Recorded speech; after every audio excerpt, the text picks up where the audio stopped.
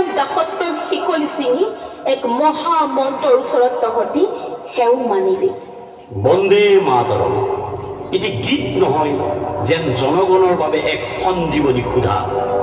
এই গীতৰ শক্তি ইমান সবল আছিল যে ইংৰাজৰ বন্দুকৰ গুলীকো থান কৰি দিছিল। 1905 চনৰ বংগ বিভাজনৰ যি অভিসন্ধি আছিল, একমাত্ৰ বন্দে মাতৰম গীতে তাক ধূলিসাৎ কৰি দিছিল।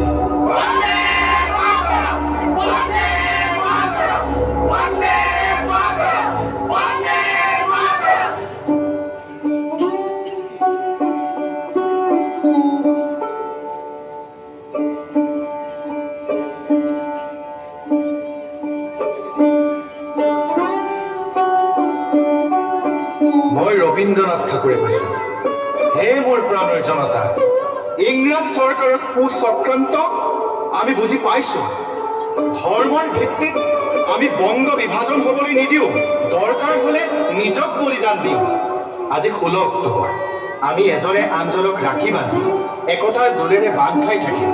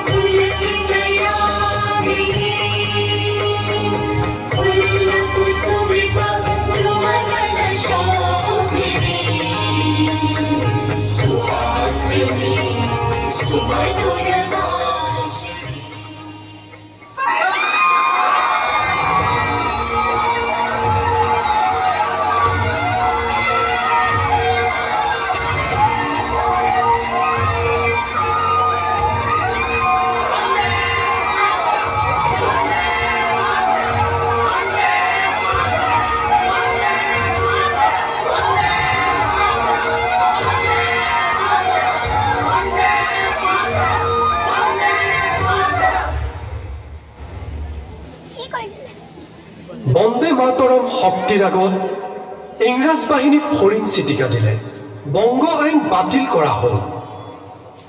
কিন্তু দুখৰ কথা, ক্ষুদিৰাম বোস, বীৰাংগনা মাতংগী হাজৰাৰ দৰে এইসকল দেশপ্ৰেমিক ইংৰাজৰ গুলীত শ্বহীদ হ'ল।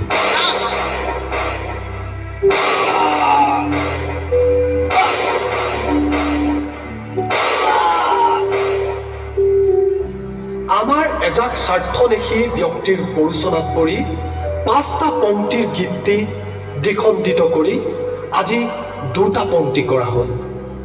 গীতটিৰ প্ৰকৃত সাৰমৰ্ম উপলব্ধি কৰিব পৰা হ'লে আজি বংগ বিভাজন নহ'লহেঁতেন। যিমানেই ৰাজনীতি নকৰক, বন্দে মাতৰম দুগুণ বৃদ্ধি পালে। বন্দে মাতৰম, বন্দে মাতৰম।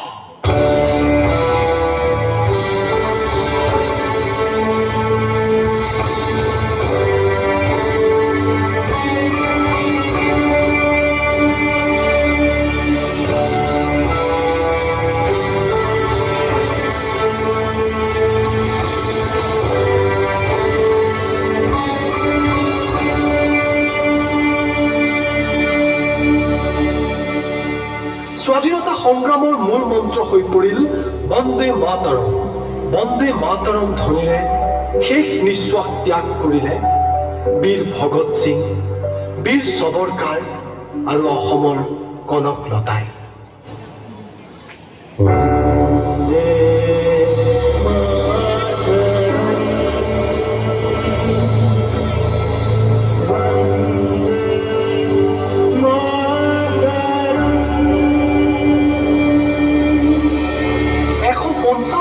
গৰকা এই কালজয়ী গীতটিৰে আজি স্বাধীনতা দিৱসত সকলোকে জনাইছো দেশ ভক্তিৰ অকৃত্ৰিম প্ৰেম। সমগ্ৰ দেশত অনন্ত কাললৈ বাজি থাকক বন্দে মাতৰম, বন্দে মাতৰম।